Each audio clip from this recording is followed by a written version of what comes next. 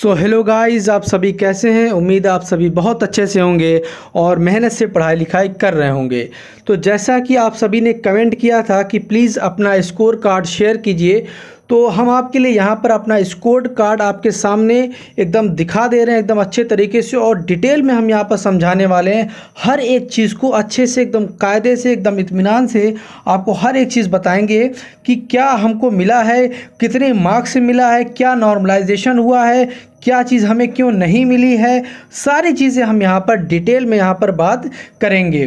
तो सबसे पहले अगर हम यहाँ पर आपको दिखाते हैं तो ऊपर सबसे पहले आप एलोकेशन डिटेल्स देख रहे होंगे, जिसमें आपको एलोकेटेड पोस्ट है, कैटेगरी कौन सी एलोकेट की गई है, आपको कौन सा स्टेट एलोकेट किया गया है। ये सभी बातें यहाँ पर सबसे पहला जो यहाँ पर कॉलम इन्होंने दिया है वो एलोकेशन डिटेल्स का है, यानी जो रिजल्ट में आया था।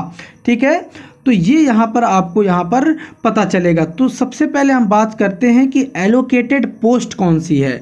तो जो पोस्ट हमें एलोकेट हुई है वो एमटीएस की हुई है। आप सभी जानते हैं कि यहाँ पर दो तरह की पोस्ट होती है, एक होता है एमटीएस और दूसरा होता है हवलदार का। तो हमें एमटीएस और हवलदार में से कौन सी पोस्ट यहाँ पर एलोकेट की गई है, तो वो है एमटीएस की पोस्ट। ठीक, तो अब एलोकेटेड कैटेगरी के बारे में बात कर लेते हैं। आप सभी जानते हैं कि हमारी कैटेगरी ओबीसी है, जिसका कोड होता है 6। ओबीसी का कोड होता है 6 और यूआर का कोड होता है 9। हमारा कोड 6 है, लेकिन हमें जो एलोकेट हुआ है वो 9 हुआ है। ऐसा क्यों? क्योंकि हम यूआर कैटेगरी की जो कट ऑफ है उसको क्रॉस कर रहे हैं।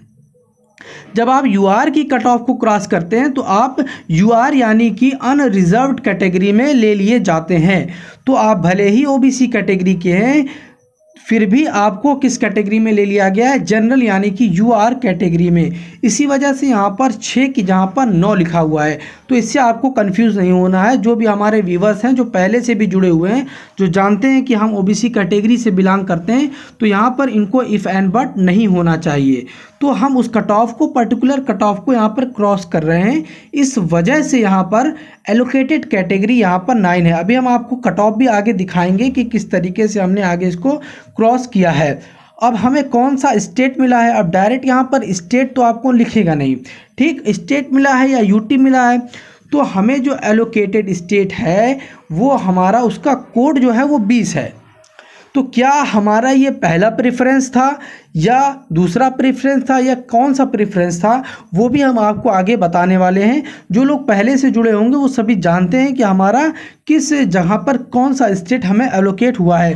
जो नए लोग हैं वो अभी हम आपको बता देते हैं कि 20 का मतलब आखिर होता क्या है। ठीक है, तो 20 का मतलब आप यहाँ पर हम समझा देंगे आगे। बाकी अगर हम रिमार्क्स की बात कर लें तो यहाँ पर किसी तरह का कोई रिमार्क्स नहीं है, उनकी तरफ से कोई आपत्ति, कोई टीका टिप्पणी नहीं है। तो रिमार्क्स का यहाँ पर जो कॉलम है वो खाली रहेगा। अब आगे चलते हैं। अब जो है सेशन 1 की यहाँ पर बात कर लेते हैं। जो स्कोर आपका यहाँ पर कंप्यूटर बेस्ड एग्जाम में है उसकी यहाँ पर बात करते हैं। तो सबसे पहला जो सेशन होता है जिसमें मैथ्स और रीजनिंग होती है। तो मैथ में आप सभी जानते हैं कि 60 मार्क्स यानी कि 20 क्वेश्चन होते हैं मैथमेटिक्स में, और वो 20 ही सही हैं। इस वजह से यहाँ पर जो मैथ यानी कि मैथमेटिकल एबिलिटी में जो मार्क्स आपको यहाँ पर शो हो रहे हैं वो कितने मार्क्स हैं? वो 60 मार्क्स यहाँ पर हैं। ठीक, न्यूमेरिकल एंड मैथमेटिकल एबिलिटी में आपके 60 मार्क्स हैं। बाकी आगे बढ़ते हैं और हम लोग यहाँ पर रीजनिंग एबिलिटी एंड प्रॉब्लम, और आप सभी को हम फिर से बता दें कि सेशन 1 में ये दोनों आते हैं।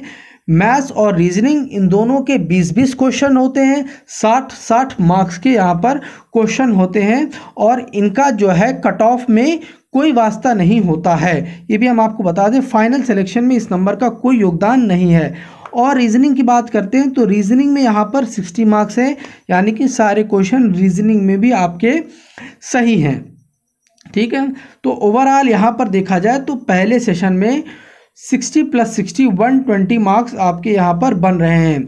ये मार्क्स सिर्फ जो है जब आपके कैंडिडेट का जो मार्क्स जो है टाई हो जाता है किसी दो कैंडिडेट का, तो सबसे पहले जीएस का मार्क्स देखा जाता है, उसके बाद सेशन 1 का नॉर्मलाइज्ड मार्क्स देखा जाता है। ठीक, तो वहाँ पर इस मार्क्स का योगदान होता है।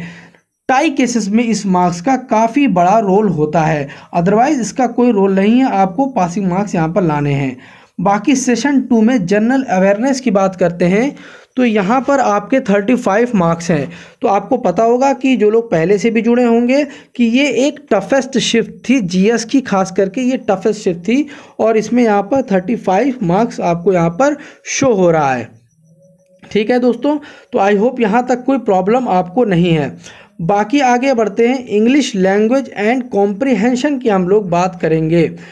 तो इंग्लिश लैंग्वेज एंड कॉम्प्रिहेंशन में आपका 25 में से 24 क्वेश्चन हमने सही किया था और एक क्वेश्चन हमारे गलत थे, तो जिसकी वजह से यहाँ पर जो मार्क्स आपको शो हो रहे हैं वो है 71, जिसको हमने पहले भी आपको बता दिया है और यहाँ पर उसका प्रमाण भी आप सभी देख सकते हैं। तो सेशन 1 का जो रॉ स्कोर होगा वो 60+60 यानी कि मैथ्स और रीजनिंग के मार्क्स यहाँ पर जोड़े जाएंगे सेशन 1 में। तो सेशन 1 की अगर हम बात कर लेते हैं तो ये टोटल 120 मार्क्स आपको यहाँ पर होगा। ठीक, तो सेशन 1 में जो रॉ मार्क्स हुए आपके वो 120 मार्क्स हुए। ठीक है, अब हम बात करते हैं कि इसमें भी नॉर्मलाइजेशन होगा। ठीक है, तो इसमें भी नॉर्मलाइजेशन इस वजह से होगा ताकि टाई केसेस में अगर हम यहाँ पर मार्क्स देखते हैं सेशन 1 के तो हमारे नॉर्मलाइज्ड मार्क्स ही देखे जाते हैं, क्योंकि सबका पेपर का लेवल अलग अलग होता है, इसलिए इस सेशन में भी नॉर्मलाइजेशन होगा। ठीक है, और उसी तरीके से यहाँ पर नॉर्मलाइजेशन हुआ है, लगभग 8 नंबर का यहाँ पर नॉर्मलाइजेशन हुआ है।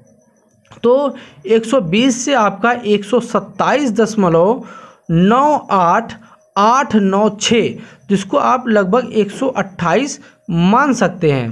ठीक, तो यहाँ पर सेशन 1 का जो नॉर्मलाइज स्कोर है वो लगभग 128 है। तो ये कंप्यूटर बेस्ड एग्जामिनेशन की यहाँ पर बात हो गई है कि सेशन 1 और सेशन 2, लेकिन अभी हम सेशन 2 के नॉर्मलाइजेशन की बात नहीं किए हैं, तो अभी हम बात कर लेते हैं जो सेशन 2 का नॉर्मलाइजेशन है, जो कि सबसे ज़्यादा इम्पॉर्टेंट होने वाला है, उसकी हम लोग यहाँ पर बात करेंगे। तो अब जो है ये सेशन 2 है। अब सेशन 2 का जो रॉ स्कोर है, तो अभी आपने ऊपर देखा कि जीएस में 35 मार्क्स हैं और इंग्लिश में 71 मार्क्स हैं, और ये दोनों ही मिल करके सेशन 2 का निर्माण करते हैं। तो सेशन 2 में 35 और 71 जब आप जोड़ेंगे तो आपका जो मार्क्स आएगा रॉ स्कोर वो आएगा 106 मार्क्स। ठीक, तो अभी हम आपको यहाँ पर स्क्रीन पर दिखा देते हैं कि सेशन 2 में कितना मार्क्स हुआ आपका। तो आप यहाँ पर देख सकते हैं अब यहाँ पर कि 106 नंबर आपको यहाँ पर शो हो रहा है। ठीक है, अब इसमें नॉर्मलाइजेशन कितना हुआ, ये सबसे बड़ा सवाल है शुरू से आखिर तक। तो हमने पहले भी आपको बताया था जब रिज़ल्ट आया था हवलदार का कि इसमें नॉर्मलाइजेशन कितना हुआ है, तो हमने आपको बताया था कि 26, 28, 30 के आसपास यहाँ पर नॉर्मलाइजेशन हुआ है। और आपको पता है कि 17 मई की सेकेंड शिफ्ट थी, जो कि एक one of the hardest shift थी। तो यहाँ पर नॉर्मलाइजेशन कितना हुआ है, और आपको पता है कि हमारा हवलदार की लिस्ट में भी नाम था। तो यहाँ पर ओबीसी की कट ऑफ हमने क्रॉस की और हमारा नॉर्मलाइज स्कोर हुआ है 131.3714, यानी लगभग 132। तो अगर हम यहाँ पर देख सकते हैं कि कितना नॉर्मलाइजेशन हुआ है, तो आपको यहाँ पर दिख रहा होगा कि 25.37। ठीक, यानी लगभग 26 नंबर का यहाँ पर नॉर्मलाइजेशन हुआ है, क्योंकि ये एक हार्डेस्ट शिफ्ट में था, तो इस वजह से इतना नॉर्मलाइजेशन हुआ है। बाकी अब आगे बढ़ते हैं और आपको यहाँ पर दिखाते हैं कि हमने कौन कौन सा स्टेट या यूनियन टेरिटरी प्रेफरेंस में दिया हुआ था। ठीक, तो वो भी आपको यहाँ पर जानना ज़रूरी है, क्योंकि हमने सारे स्टेट को प्रेफरेंस नहीं दिया था, कुछ ही स्टेट को हमने यहाँ पर प्रेफरेंस दिया था। ये आपके सामने स्क्रीन पर यहाँ पर दिख रहा होगा। तो सबसे पहला जो हमारा होम स्टेट है वो है उत्तर प्रदेश। तो उत्तर प्रदेश का हमने एमटीएस पहले नंबर पर रखा था, और दूसरे नंबर पर यूपी का या लखनऊ का, जैसा भी आप जो भी बोल रहे हैं, उसका हवलदार हमने दूसरे नंबर पर रखा था। और जैसा कि आपने पीछे स्टार्टिंग के जो है वीडियो के देखा कि हमें जो एलोकेट हुआ था स्टेट या यूनियन टेरिटरी वो 20 था। तो 20 यहाँ पर हमको एलोकेट हुआ है, यानी हमें अपना होम स्टेट नहीं मिल पाया। और ये कितने मार्क्स की वजह से रह गया हमारा होम स्टेट, ये भी हम यहाँ पर कैलकुलेट करके आपको आगे स्क्रीन पर दिखाने वाले हैं। तो हमें 20 नंबर यहाँ पर एलोकेट किया गया है। और ये देखिए जो हवलदार की ओबीसी की कट ऑफ थी वो 131.35 थी। और ये एक चौंकाने वाला डाटा है जो यहाँ पर आपको स्क्रीन पर दिख रहा है। और हमारा जो यहाँ पर मार्क्स है वो 131.37 है, यानी 0.02 मार्क्स से हम हवलदार की लिस्ट में आए हैं, यानी एकदम किनारे पर थे और हम हवलदार में सेलेक्ट हुए 0.02 मार्क्स से।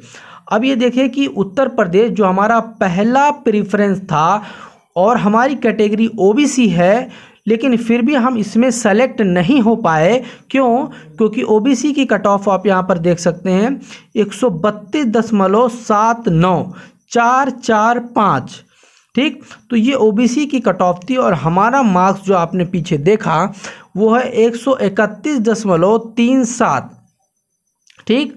तो हम थोड़े से मार्क्स से यहाँ पर रह गए हैं अपने होम स्टेट से, तो हमें अपना होम स्टेट नहीं मिल पाया। सिर्फ चंद आधा सवाल भी नहीं होगा दोस्तों, ये इतने मार्क्स हैं जो आधा सवाल भी नहीं होगा। एक्चुअली हम यहाँ पर कैलकुलेट करके आपको दिखा दे रहे हैं स्क्रीन पर कि ये देखिए 132.79 कट ऑफ थी और ये कट ऑफ और भी कम होती और हम ज़रूर यहाँ पर अपने होम स्टेट में सेलेक्ट हो पाते, क्योंकि बाद में आपको पता है कि वैकेंसीज रिवाइज्ड हुई थी और 800 के करीब वैकेंसी कम कर दी गई थी, जिसमें जो है इस उत्तर प्रदेश से करीब 200 वैकेंसीज़ को डिक्रीज़ कर दिया गया था। अदरवाइज़ यहाँ पर हमारा चांस बन सकता था बिल्कुल ही।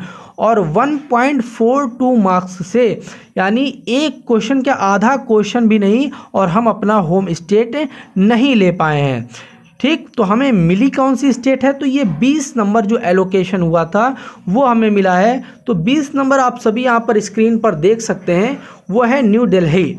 तो न्यू दिल्ली मिला। और यहाँ पर एलोकेटेड कैटेगरी आप सभी जानते हैं कि हमें 9 मिली है। तो क्योंकि हम यहाँ के अनरिजर्व्ड कैटेगरी की कट ऑफ को क्लियर कर रहे हैं, तो देखिए यहाँ पर दिल है कि अनरिजर्व्ड कैटेगरी की कट ऑफ 130.59 है और हमारा स्कोर 131.37 है। इसकी वजह से ही हमको एलोकेशन हुआ है 9 नंबर का ठीक। तो ये बात आपको समझ में आ चुकी है। बाकी अब हवलदार की पीईटी एंड पीएसटी के लिए क्या हम शॉर्टलिस्ट किए गए थे? क्या हम हवलदार की लिस्ट में मेरा नाम था? तो शॉर्टलिस्टेड फॉर पीईटी और पीएसटी, तो इसमें यहाँ पर आंसर दिया हुआ है यस। तो ये हम कितने मार्क्स से? 0.02 मार्क्स से हम यहाँ पर हवलदार की लिस्ट में सेलेक्ट हुए थे। इतने मार्क्स का कितना अहमियत समझ सकते हैं दोस्तों। तो क्या हम पीईटी पीएसटी को अटेंड किए थे? तो जो भी हमारे चैनल पे पहले से जुड़े हुए हैं वो सभी वहाँ का व्लॉगिंग देख चुके होंगे। तो जी हाँ, हम वहाँ पर प्रेजेंट थे। इसका आंसर आपको यहाँ पर भी दिख रहा होगा ठीक। तो क्या हम पीईटी एंड पीएसटी को क्वालिफाइड कर पाए थे? तो हम वहाँ से आने के बाद भी हमने आपको बताया था कि जी हाँ, हम क्वालिफाइड हो गए थे और वहीं पर तुरंत पता भी चल जाता है कि क्या आप क्वालिफाइड हुए या नहीं हुए। तो हम क्वालिफाइड हो गए थे और हमने अपनी वॉकिंग 14 मिनट 18 सेकेंड में कंप्लीट की थी। बाकी चेस्ट वगैरह सब कुछ, हाइट वगैरह सब कुछ मेजरमेंट हुआ था। तो इस पर क्योंकि 2023 वालों का पीईटी एंड पीएसटी आने वाला है, तो एक कंप्लीट वीडियो ज़रूर आने वाली है आप सभी के लिए। तो इसके लिए आपको चैनल से जुड़ जाना है, सब्सक्राइब ज़रूर कीजिए और बेल आइकन ज़रूर प्रेस कीजिए और वीडियो को लाइक ज़रूर कीजिए। Thank you so much.